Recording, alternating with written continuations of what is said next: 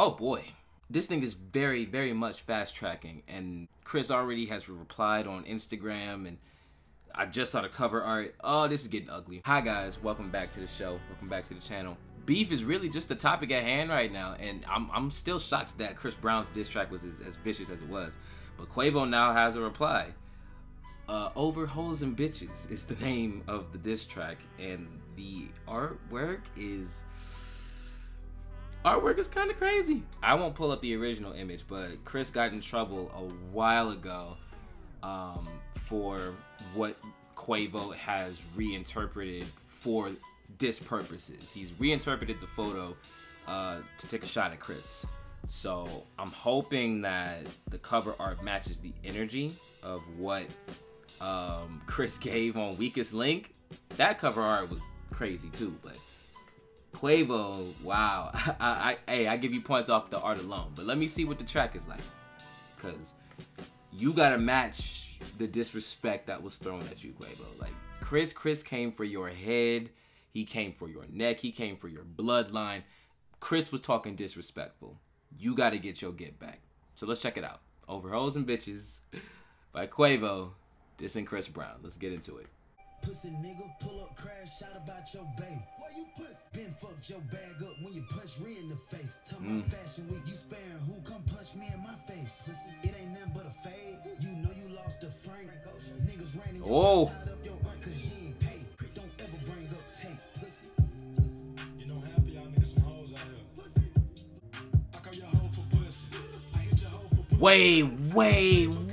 Wait.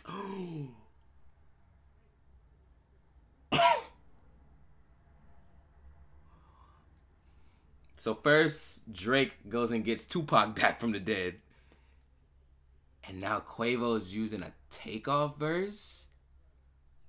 That's kind of crazy. That's kind of crazy. I'm on the edge, don't push me. You run with the feds, you pussy. Come in and did no time, can't fake it, we know that you pussy. Pussy. Damn, that just makes me miss Takeoff, man. That whole situation is, oh my god. I don't even really want to get into it for the video, but that makes me miss Takeoff so much, man. You still fucked up by Karuchi. You tried to beat up Tiana, but Usher wouldn't let you do it. The cocaine got him, your honor. Bipolar disorder, no wonder. Been in the trenches, we step in the yard, you know how that ended. Won't smoke with me, always beat me, fighting over hoes and bitches. Who gassed you up to put that out? Yeah, that was shitty, nigga. Crackhead Michael Jackson, bitch, you better beat it, nigga. I'm still fucked up about Takeoff, I want who did it, nigga. Listen, every time you see me, keep that energy. Can't believe I gotta beat you by some women, bitch. I call your hoe for pussy. I hit your hoe for pussy. I did the favor, come in to save you, but you gon' owe me. Okay.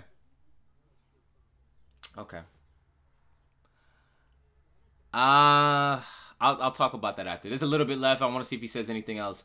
There's a little bit left, but okay.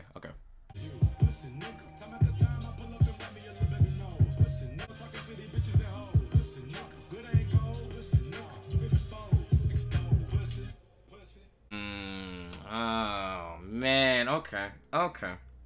While I do respect that Quavo was rapping, like, you know, no, I mean, he did have his auto-tune ad-libs on there. Unlike Tinder, where he was singing the whole time and doing his usual rap, which is, it's still a wonder. It's still a shock to me that he started it with Tinder. This is definitely better than Tinder, but I kind of feel, and you know, get mad at me if you want, I kind of feel like he used the Takeoff verse and hook as a crutch in this. And he also can't say that Weakest Link was a bad diss record, because that was diabolical. Like, come on, Quavo, come on. Like, I know for battle's sake you gotta call it trash and you gotta act like this, that, and the third. Weakest Link was crazy, and I think more so because it was coming from an R&B dude and not another rapper. Chris has even already posted his reply to it, saying it was Google Raps, and you said don't mention Takeoff, and that was the first thing he did with that reply. So Chris is still on his disrespectful thing. I do love some of the bars, even though I felt like there were talking points that everybody else knows about and just easy jabs to take at Chris, because that's usually what everybody else does when they refer to Chris. I really don't care how people feel about Chris Brown at this point. It's really on that 50-50 tip. Either you're on the 50% of people who are forgiving him and are just here for the music, you know, you just letting it ride, or you're on the 50% of people who will not forgive him, who will always hold his feet to the fire, and you have made up your mind about that. And my only thing about that, because that thing gets me tilted too, if you're gonna hold Chris Brown to that, you gotta keep everybody else accountable. I don't care who it is. I don't care if it's your fave. I don't care if it's whoever it is. Keep the same energy. That's all I'm saying.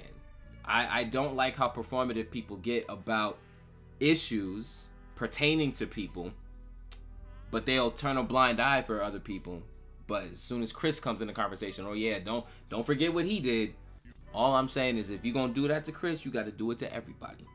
All right, wrong is wrong. Call a spade a spade. So with that, I feel like I love that Quavo, you know, bossed up, got to it right away. But I feel like he's taking the shots that everybody else already has. I feel like what he said has already been said. The Frank line was clever though. Like, you lost to Frank. Like, that was a bit of a bar. I will give him that. But yeah, I think if he would have just left the Takeoff verse on there and came up with the hook himself, I think it would have been a stronger showing, especially considering that this is a back and forth. But I do kind of feel like he used it as a crutch. And you know, everybody misses Takeoff, so you know, I did love hearing Takeoff put some bars on there, but it just makes me miss his presence in music even more, because he was just wrongfully taken from us.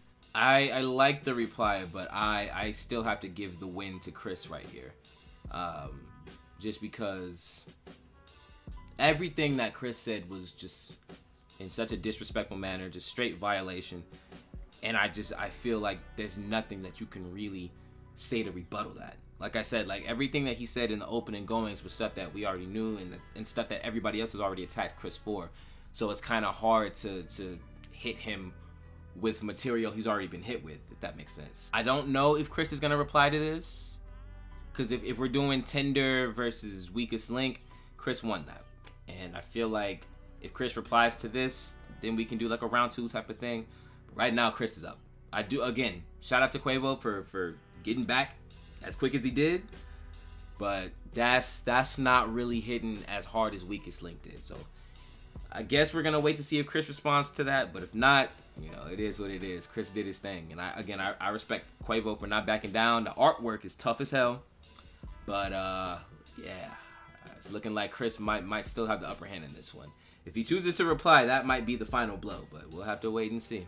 It's gonna do it for this video, man. I had to cover it because I just saw that it got uploaded. I've been looking around to see if Quavo in fact got back at Weakest Link, and here we are. So hope you enjoyed the video. Thank you for watching. Like, share, subscribe, the whole nine. You know the biz. You know what it is. It's Gerald O'Brien, and I'm out.